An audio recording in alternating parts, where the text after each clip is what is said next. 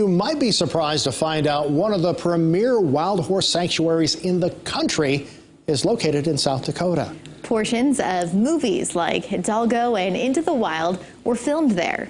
In tonight's Eye on KELOLAND, we take you to the Black Hills Wild Horse Sanctuary and show you how it got started and how it's surviving today.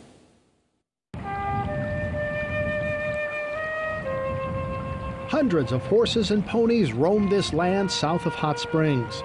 No barns or outbuildings. They live in the open, under the sun. They eat the wild grass and drink from the stream that runs through the land.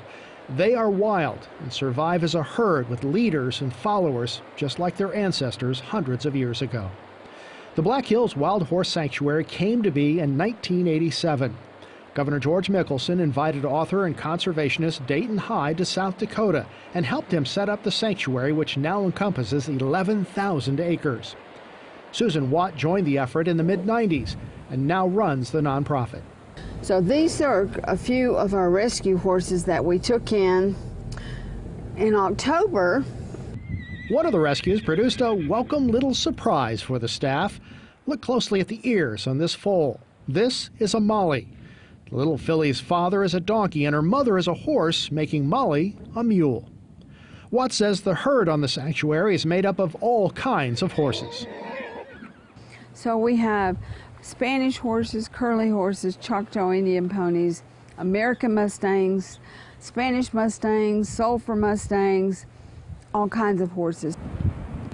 Horses are social animals, and like all groups, there are disagreements, but Watt calls this a happy place. So this is a place of healing. It's a place of healing for horses that have been pushed around, harassed, threatened, their lives threatened. A lot of the horses here were already on the slaughter bus headed to slaughter in the truck. The majority of the horses at the sanctuary would be dead if they'd not been rescued. Most come from Bureau of Land Management land located around the country. They also come from state governments and failed adoptions.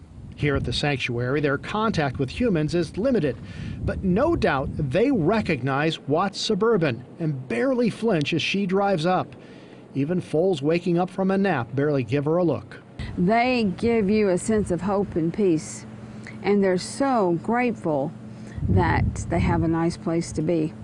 It's interesting, this year we took in about 50 horses that were already in the slaughter pipeline, and the first group that I turned out, there was like 15 of them, and they were newly captured BLM horses, and they ran and they ran and they ran. I've never seen a group of horses run as long as they did, but they were younger and they just wanted their freedom.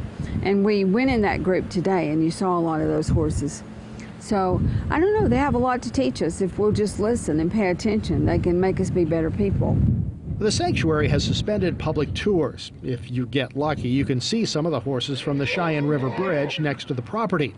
To see the horses in all their wild beauty, you need to become a donor or a sponsor. Running a sanctuary of this size is not cheap. And good, kind, caring people from the very beginning have supported Dayton Hyde's dream of giving wild horses that no one else wanted a place to live. The Black Hills Wild Horse Sanctuary is supported by grants and donations and sponsorships. They also sell merchandise on their website. If you'd like to learn more about the horses and how to help them, we've set up a link with this story on KELOLAND.com. Susan says she'd be happy to talk with you if you have any questions about naming or sponsoring one of the horses.